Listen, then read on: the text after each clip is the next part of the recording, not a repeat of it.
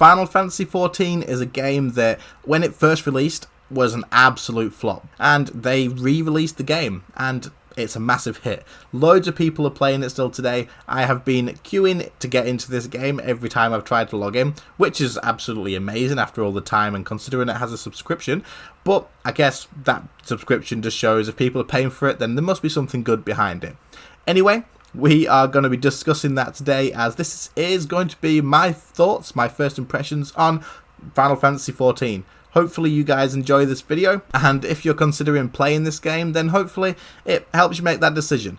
Well, if you do enjoy the video, don't forget to leave a like. It will help me get it suggested to other people, and then they can enjoy it as well. And as always, if you do enjoy the video and you're not subscribed yet, then subscribe, because we're so close to 1,000, and if you want to be the last 6 people as of recording this to be before 1,000, then make sure you get in there quick.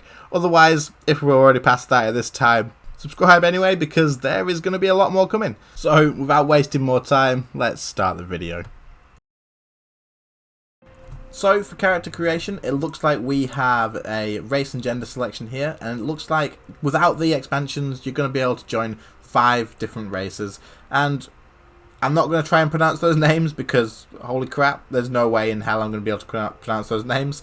There is 3 others which I assume you can only get from the expansion packs, but I'm not 100%. I'm playing this without the expansion because it's a first impressions, and I'd probably recommend you guys do that when you're trying out a new game, not spend a ton of money straight away.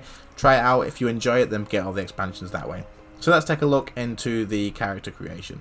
So look on the left here, it looks like we've got all of the sort of things to make a different character, and if we go straight away with height, we can make ourselves really tall, or we'll just keep it mid-range for that. It looks like everything's sort of on sliders for your tone and all that sort of stuff, and skin colour, you've got quite a few options there. Hairstyles, there's quite a few presets, but it's nothing like Black Desert or anything like that, it's just presets. So it looks like we're going to be building our character from presets basically. Hair colour, pretty standard, just picking a colour and moving on. And yeah, like I say, everything else is just either a colour selection or presets. So we're not going to spend too much time on that. Let's get onto the last few things. Voice. So we pick a voice for our person, but they all sound... It doesn't really matter to me what that's going to be like. So that's the character creation. So as you may notice, I am already level 13. Now the reason being is I didn't really start recording gameplay straight away right off the bat, just because there wasn't really much happening. The beginning of the game was, yeah, there were cinematics and stuff, but I didn't really watch them because I wanted to sort of get into the game and see what it's like, and let's be honest, most of you guys aren't going to be watching them. However, I have been told that if you do enjoy a good story, and if you really want to get into the game and enjoy it for everything that it is, then it is recommended that you do actually watch the cinematics and don't skip them. You'll enjoy the game more, you'll understand what's going on, and apparently it just makes leveling a lot better to do. So you can either skip them as I did, but I would probably recommend to you guys, if you have the time and the patience, to watch them as well. But like I said, there wasn't really too much that happened. A lot of it was just wandering around doing some pickup quests and handing them back in. Combat at the beginning was a little bit, but we'll get into that in a little bit. I just wanted to talk about sort of the questing mainly at first. Your first impressions of questing is that you're going to be running around quite a lot, being a little bit of a messenger person. You're going to be picking up this letter from that person and handing it over to this person, or you're going to be going out and killing off a couple of mobs. However, there is a lot of quests that you can pick up and do, and the experience you get from them is the way to level up. But I would recommend that you guys probably just follow the main storyline, as somebody did tell me. Just follow the storyline and do your class jobs, because those are the ones that are going to level you up. And before level 70, it does show you there that you do get double experience basically until you're level 70. So a bit of a catch-up mechanic, which is, to be honest, probably a good thing, because you don't want to grind twice as long to catch up to all the players that are doing the awesome content, and you want to get to that awesome content as well. So catch-up mechanic is brilliant, but how about the questing? Is it mindlessly boring, and do you just get fed up quickly? Well, yeah, to be honest, because I didn't listen to the cinematics or watch them, I assumed that would have made it a bit better. I did get quite bored of the questing. The zones are really, really nice, don't get me wrong. You can go around and enjoy exploring absolutely fine, and the game doesn't feel empty. There's a lot going on, especially when you're in the areas where there's a lot of players. There is a lot of players around these sort of marketplaces and stuff, so that brings the world alive a little bit, and you're constantly seeing new people, or people leveling new classes, I assume, wandering around and doing their thing as well. So you're not by yourself in these starting zones. It looks like there's reason for people to be back in these starting zones, or there's just a lot of new players starting the game.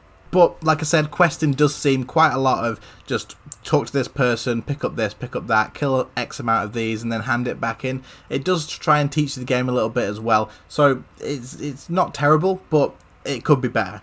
But to be honest, the world itself does kind of make it a little bit more enjoyable, and you know, I assume I picked a healer, so a lot of that probably has something to do with how slow my combat was. Speaking of slow combat, this is one of the big things that this game struggles with, and a lot of people, this is the reason why they hate the game. They get to the beginning of the game, they try it out, and they say, holy crap, the global cooldown is long, and the combat's just slow.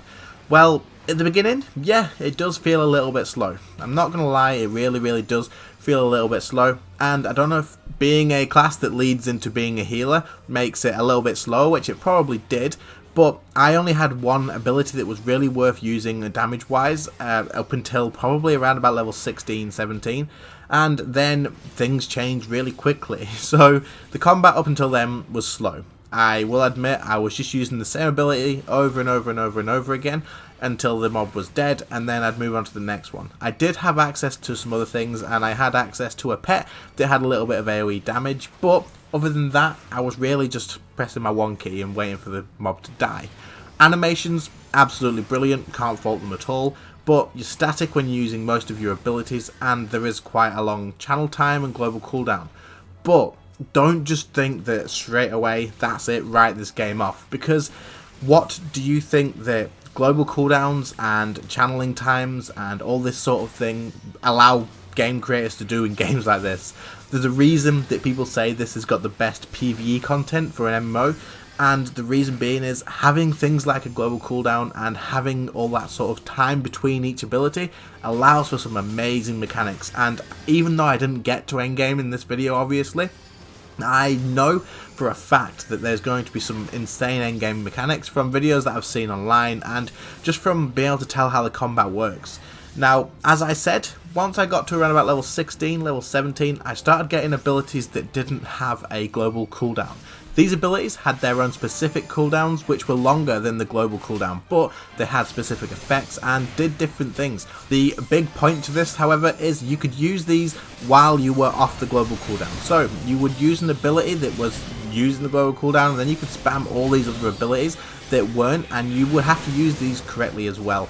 All of the abilities that I had seemed to have a combo, so I would put a damage over time effect on something. I had an ability that made my next ability cast instantly, so no channel time, and this allowed me to stack effects to be able to use a nuke that I had that was not on global cooldown, and it increased the effects by 200%. So you have to sort of understand what your abilities do, use them in the right rotation, and work out what goes when, but also you've got to manage your global cooldown abilities and the non-global cooldown abilities, which does end up being quite a bit of a confusion, to be honest. When you will watch me do the dungeon run, which will be coming up shortly, you will see exactly what I mean. I am watching my cooldowns pretty much most of the time and trying to figure out what ability to use next. Luckily I was not the tank, or else we probably would have been screwed. But as I said, having a decent sized global cooldown and having abilities that are channeled, all that sort of stuff, just sort of makes way for mechanics, and bosses with mechanics are the best kind of bosses. You don't want to get a 50-man raid and just zerg a boss until it's dead. Where's the fun in that? There's not really anything. You're not doing anything except running in, attacking, and then it's dead. So, mechanics and bosses, definitely worth the time for a global cooldown. But, like I said, combat at the beginning was slow for myself, maybe different on other classes. I didn't actually check those out. But from what I hear, a lot of them are still very sort of slow paced at the beginning. But don't give up if you are very interested in this game. Don't let that sort of push you away, because once you do get a few of those other abilities that don't have the global cooldown shared, you're going to be using a lot of stuff, and you're going to be really thinking about what you want to use and when. And that, for some people, is absolutely perfect, especially for PvE content. So overall, like I said, the combat does seem fairly slow at the beginning, but it does build up, and I think it's going to open up a lot of opportunities for really good boss encounters later on in the game. So even though I mentioned about how questing and stuff can be quite repetitive, of just picking up stuff, running it around and then talking to somebody else, or just kill so many of these, there's other things to level up on your adventures, being fates. Now, a fate is like a world event, and other players can enter this as well. And then you will just go into a certain area and there'll be a task. For example, stop the wild jackals from taking over a certain area. So you've got to kill a certain amount of them in a time limit given, and you'll get quite a decent amount of experience from doing this. And it just sort of breaks down the questing and stuff while you are sort of just grinding away. And it just adds a good variety of ways to get experience. Also, to be honest, they're quite fun the first few times you do them, and they do keep coming back every certain amount of time between each one. I'm not too sure how long it is, but like I said, the first few times you do them, they are going to be quite interesting, seeing as they are all different from each other, and should be quite enjoyable for you to do. So after a fair amount of time of playing, we've finally reached to be able to do some dungeons. This is the first dungeon that you do get access to, and just following your main quest brings you here. So we're going to enter this now. You just have to right click on this, or you could go to the duty finder down here, and then you can enter here. Now your role in this is set, so if you are an Arcanist, even though I want to be a healer, I can't be a healer at the moment because this class is classed as a DPS, so I assume being a DPS is probably going to be a lot longer of a queue time, but hopefully it doesn't take too long. So we'll be back as soon as I'm in a dungeon, and as soon as this queue takes not ages, I hope. I'll let you know how long it takes, because it's probably going to be hours. So finally, after literally around about half an hour wait, or maybe 20 minutes, we've finally got something, so let's get in this before the people decide not to join. So it was quite a wait. I assume if you were a healer or a tank, you'd probably queue up a hell of a lot quicker. There's probably a lot of people wanting to be DPS, so it's probably a lot harder to find a matchup. Nice little intro cinematic. The dungeon looks nice, and there's a group of people. So apparently I'm a DPS, even though I wanted to be a healer, so we still do know how to do a bit of DPS, so that's all good. Looks like he's just pulling that though. No, he's pulling everything. So I've got a summoner that I can do AoE damage with. It's not much AoE damage, but if he's pulling everything, then it's all going to add up. So it's probably going to be definitely worth doing. Also, we've got a melee DPS as well. That looks like he's doing quite a lot of AoE, so that'll help. So the combat still feels a little bit slow, but now that I've got quite a lot of other stuff to do, it sort of adds up. Even though like the global cooldown's quite slow, I've got all these here that aren't on a global cooldown, and it does help out quite a lot with that feeling of being quite slow. So far, seems pretty standard, just moving from mob to mob, following the tank, letting him deal with all the shit first. Looks like he's going to pull them all the way down. I wonder if this guy knows just exactly how to do this dungeon. Maybe he's done it before, because he seems to know exactly how far he can pull these. So even though the global cooldown is quite long, what that opens up a lot for is mechanics. So it allows you to put mechanics into the game that require some reaction time, and it allows people to actually keep on top of those mechanics. Whereas if everything's really, really quick, then it's just the auto attacks pretty much that you're going to find, and that's just not that fun, is it? So having a lot of mechanics in games is really fun. Man, there's a lot going on. It's quite confusing. I'm more actually just looking at my cooldowns at the moment. I suppose you'll get used to them, but I'm very much looking at cooldowns. It's pulling so many. Holy shit. I think I need to heal myself. We're dead. Hopefully we don't die again. Had to be me that died, didn't it? Conspicuous switch. Yeah, so obviously that was going to spawn a freaking boss. I'm just going to stand way back. There's no way I'm getting close again after what just happened before. Maybe throw a couple of heals out on him as well, just to help him out. So even though this is still quite repetitive like the other combat, there's a lot going on, so it keeps you sort of entertained and it keeps you busy, definitely. And if you were a melee, you'd be watching out for all of these sort of things on the ground to dodge. But I assume later on there's going to be bosses that are a lot harder. You're not just going to be out of melee range and then you're good to go, I assume. So it looks like there's going to be more than one boss per dungeon at least, so that's always good. I'd quite like to see if there's a boss that has different mechanics that even people from far away need to avoid. I feel like AoE is going to be a big thing in this game. There's so many people all being pulled at once. I feel like AoE is going to be like the big sort of thing that people aim to get. I'm staying away from fucking Captain Madison. Hopefully I don't die this time. Oh, dead. Oh, he's running. He is fucking off. Oh yeah, just run past all the other enemies, no problem. Frick's sake. I assume we're going to have to kill him later, and I bet he's stronger than he was this time. Yep, pull everything. Literally pull everything, and I'm stuck on a freaking step. Die! These ones are taking freaking ages to kill. This is why I think AoE will be so much better. Just constant AoE.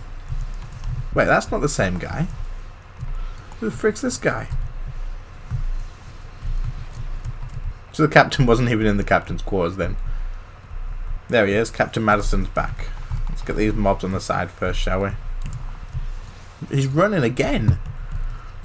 I'm so glad I'm not the tank. I wouldn't have a freaking clue what's going on. What the frick is that? So he just killed the captain. We've just chased him all that way and then he's just killed it. And now we're going to have to fight this.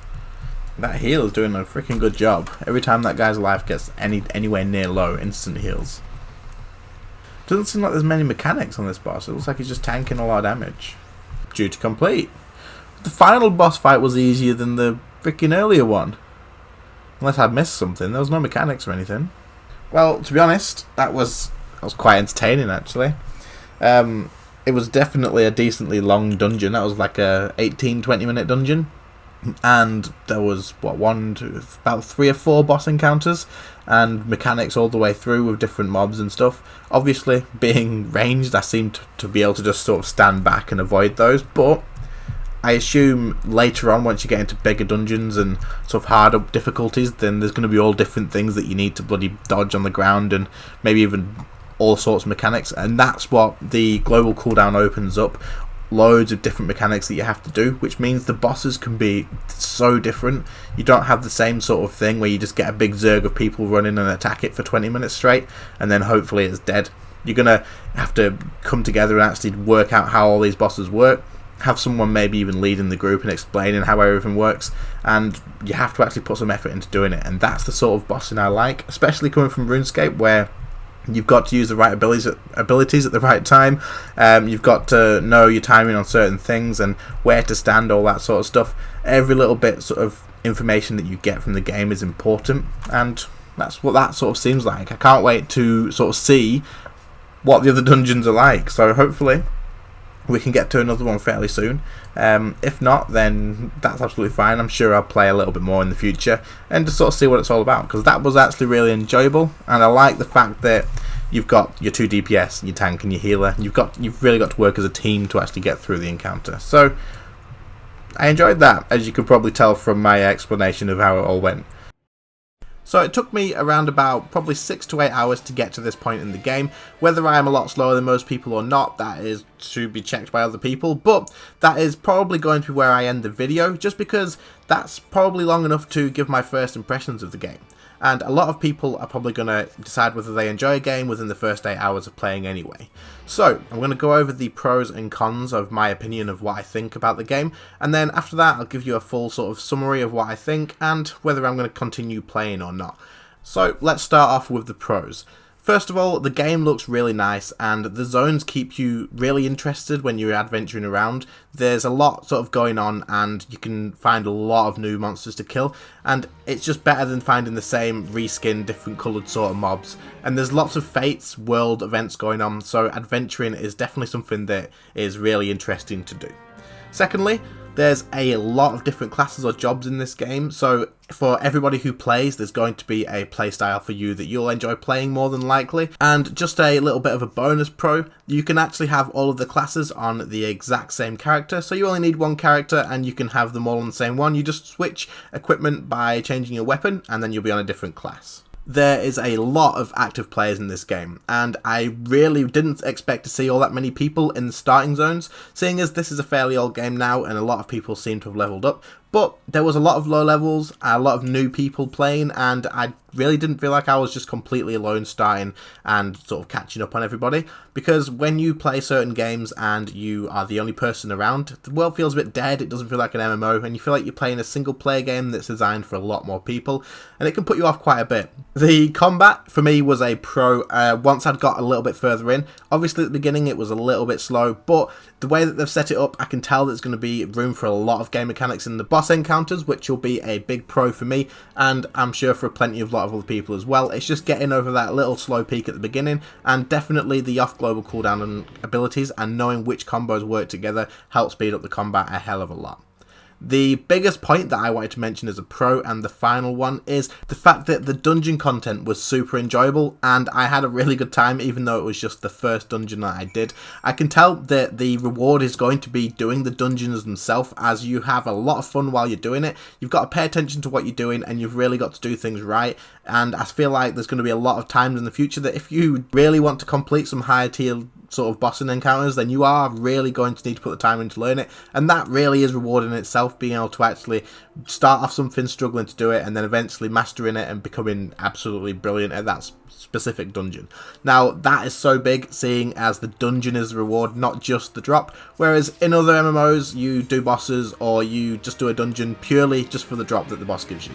You grind it out, you don't really need to pay much attention, it's a lot of really easy mobs one after the other, and then at the end you get the drop that you wanted and that's it, you're never going to return to it. But there's plenty of sort of enjoyable things in this, and I feel like you're going to be able to repeat the dungeons again and again and again just for the enjoyment of actually doing the dungeon. Moving on to the cons that I found is the combat, obviously early on in the game, is fairly slow, and this will likely scare away quite a few players. However, it did pick up after about level 16 plus, and it probably does change depending on what class you are playing, but I am sure a lot of people, and obviously people say this all the time, that the reason they don't play is because of the massive global cooldown. But I feel like this will probably be necessary for the encounters and bosses that they've done in the game, and it's probably something that won't be changing. While I was leveling up, I didn't really receive much information about understanding how to equip gear, change it, and what gear was going to be best. There was typical numbers saying that this one gave a little bit more magic defense and stuff, but as for the stats, there was nothing that showed me, or that I noticed anyway, that showed me what all of the individual stats on the gear actually did. And knowing this could change the fact that even though some piece of gear gave more magic defense, there could be some more offensive stats on it that it's not actually telling me about. So this would have been quite interesting to have a little bit more information on, and really quite helpful. The world map can be quite confusing to use, and it did take me a little while to work out how to actually use it correctly. I was running off in the wrong direction plenty of times, and I had to zoom in loads just to figure out which way I needed to actually head. However, once you do kind of work out how it works, it does make sense, and it is quite understandable and easy to use, but it does take that time that you actually have to sit there and work out exactly what you're doing and how everything works. One of the biggest issues that I saw when I was leveling up is the questing can start to feel a little bit grindy and repetitive on the early levels at least. I kept going from NPC to NPC as a messenger, or to go out and kill and collect quests, and it just sort of felt like I was doing the same thing over and over again. But granted, I did skip the sort of storyline and didn't really pay attention to the cinematics, which people did tell me that I should be paying attention to them and that I shouldn't be skipping them because the story's quite interesting. However, I did notice that there was quite a few cutscenes that didn't have any voice acting in it, and that can make it quite hard for you to spend the time reading it when you want to get onto the next bit, and it does make it a little bit less easy for people to pay attention to. I also assume a lot of you guys will probably just skip it as well, so in my point of view the questing did get a little bit grindy and repetitive. The final con that I wanted to mention was the subscription cost and the fact that you do have to actually buy the expansions to the game. Now, a lot of people have said that the new expansion that's come out is the best expansion that's ever been released for the game, and it is some absolutely incredible content. Now, to me, that sort of said that you're going to probably need to buy it once you get to the point of being at endgame, but obviously at the same time you've got subscription costs, so it'd be nice if they're going to charge a subscription cost that they also just give you the expansions for free, or just stick to selling expansions and not having a subscription cost. But I suppose there's a lot of people playing it. I still had to queue to get in games, so there must be a pretty good reason as to why they're able to get away with charging a subscription cost and also selling the expansions. So hopefully the end game is definitely worth it for the people that do decide to spend the subscription cost and buy all the expansions and put the time into it. So that brings me to the end of this video. I really enjoyed playing this game once I'd leveled up quite a bit and got into the dungeon content, and also being able to get a few more abilities to use in combat. But like I said, the beginning is a little bit of a grind, and there is a lot of repetitiveness in the quests that I'd done so far. I assume the repetitiveness in the questing is going to continue for quite a while, and hopefully it does in the end eventually sort of branch out and become a lot more interesting. However, as for the dungeon content, I feel like putting the time and effort in is probably going to be incredibly worth it if this is the sort of thing that you enjoy doing in MMOs. So overall, I did quite enjoy the game, and I probably will be putting a little bit more time into it, as I've still got a little bit of subscription time left. And who knows, if I enjoy it enough, maybe I'll try and get a little bit more time in the game. Anyway, like I said, that brings me to the end of this video. I hope you enjoyed it. As always, if you did, make sure to leave a like and make sure to subscribe, because even though, as of recording this outro now, we are 1 subscriber off of 1,000, it's probably going to be over by the time I've finished uploading this. But even if we are, make sure to subscribe, because I will have plenty more videos like this coming in the future. And if you do enjoy the content, then you don't want to miss anything else out. As always, guys, thanks for watching, and I'll see you in the next one. See you later, guys. Bye.